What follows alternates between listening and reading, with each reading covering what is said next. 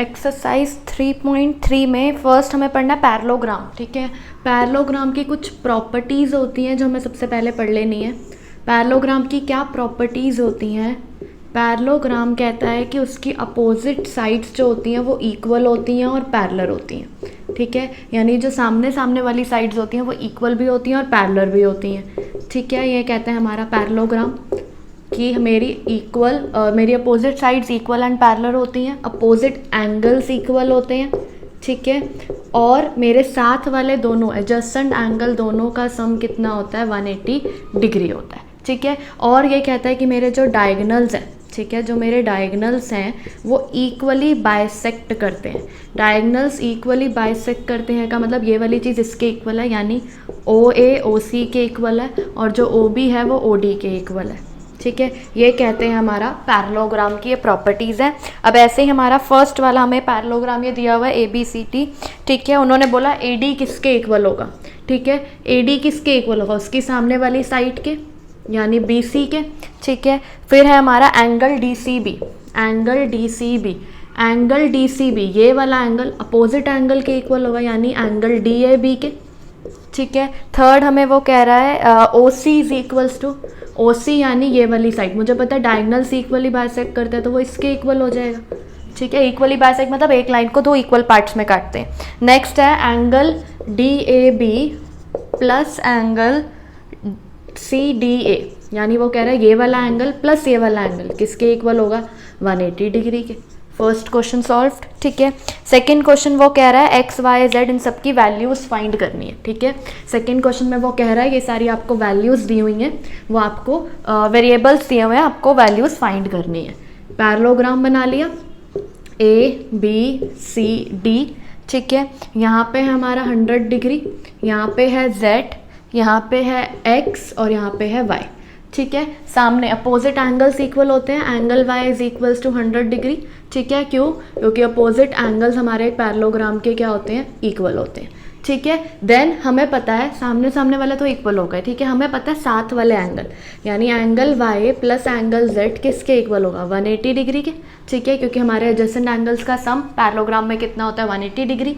Angle y 100 था, 100 डाल दी उसकी वैल्यू, 100 यहाँ है, वहाँ जाके क्या हो जाएगा? माइनस 180 में से 100 गए, z की वैल्यू कितनी आ गई? 80। अगर z 80 है तो उसके अपोजिट एंगल भी 80 हुआ। ठीक है, तो एंगल x की वैल्यू भी कितनी आ गई? 80। Opposite angles are equal. ठीक है, एडजेसेंट की स्पेलिंग होती है ये, sum of adjacent angle is 180 degree. ऐसे ही सेकंड, थर्ड, फोर्थ पार्ट कर लेना। ठीक है, उसके बाद है हमारा थर्ड क्वेश्चन। थर्ड क्वेश्चन क्या कह रहा है कि आपको मैं क्वाड्रिलेटर दे रहा हूँ। ठीक है, आप मुझे बताओ किस किस केस में वो एक पैरेललोग्राम होगा। ठीक है, मुझे पता है पैरेललोग्राम की क्या क्या प्रॉपर्टीज़ होनी चाहिए, तो लेट्स हम एक ये कंसिडर कर लेते हैं पैरेललोग्राम। ठीक है, अब हम पढ़ते हैं। पहला angle B plus angle D 180 degree के इक्वल है। नहीं, जहाँ तक हमने पढ़ा था पैरेललोग्राम वो तब घोषित होगा जब अपोजिट एंगल्स क्या होंगे? इक्वल होंगे। तो फर्स्ट वाला नहीं है। सेकंड वाले में ध्यान से देखो, ABCD के इक्वल है। ठीक है, ये वाला 8 है तो ये भी 8 है, ये 4 है तो ये 4.4 है। लेकिन जहाँ तक मैंने पैरेललोग्राम को स्टडी करा है, पैरेललोग्राम में अपोजिट साइड्स इक्वल होती है, तो यहाँ पे अपोजिट साइड्स इक्वल नहीं आ रही, तो ये भी नहीं है। नेक्स्ट है एंगल A 70, एंगल A की वैल्यू 70 है और एंगल C की 65 है। नहीं, जहाँ तक हमने पैरेललोग्राम को स्टडी करा है वो क्या कहता है? अपोजिट एंगल्स उसके क्या होते हैं? इक्वल। तो थर्ड वाला भी पॉसिबल नहीं है। ठीक है, फोर्थ वाला आपको एक रफ फिगर बनानी है क्वाड्रिलेटर की, जो कि एक पैरेललोग्राम नहीं है लेकिन उसके अपोजिट एंगल्स हैं, तो आप कुछ ऐसी शेप बना सकते हो। ठीक है, इसमें ये आपके अपोजिट एंगल्स तो इक्वल होंगे लेकिन ये अपोजिट साइड्स ना ही पैरेलल होंगी और ना ही इक्वल होंगी। ठीक है, तो ऐसा कुछ एंगल आप बना सकते हो। नेक्स्ट वो कह रहा है the measures of two adjacent angles of a parallelogram are in the ratio 3:2। जब भी रेशो आती है तो हम x लगा देते हैं, 3x और 2x। उन्होंने क्या कहा, सपोज कर लो ये एक पैरेललोग्राम है तो ये वाली साइड 3x है, ये वाली 2x है। मुझे पता है एडजेसेंट वालों को अगर मैं प्लस कर देती हूँ तो वो किसके इक्वल आता है? 180 डिग्री के। तो 5x आया 180, 3 + 2 5, 5 यहाँ मल्टीप्लाई हो रहा है, वहाँ जाके डिवाइड, x की वैल्यू कितनी आ गई? 180 को 5 से डिवाइड करा, 5 3 = 15, 3 उतरा 6, x की वैल्यू आ गई 36। एक एंगल ठीक है। एंगल 1 मेरा था 3x, 3 को 36 से मल्टीप्लाई कर लो। एक एंगल था मेरा 5x, 5 को 36 से मल्टीप्लाई कर लो।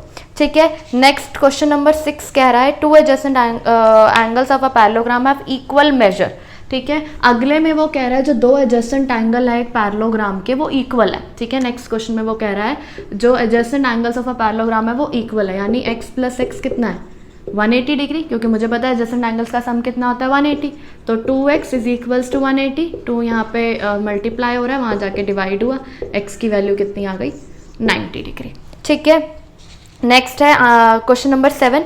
क्वेश्चन नंबर 7 आप खुद सॉल्व करोगे, 8 भी 9 भी 10 भी जो हेल्प चाहिए होगी मैं साथ साथ हेल्प कर दूंगी, ये सारे आप इजीली कर सकते हो। ठीक है।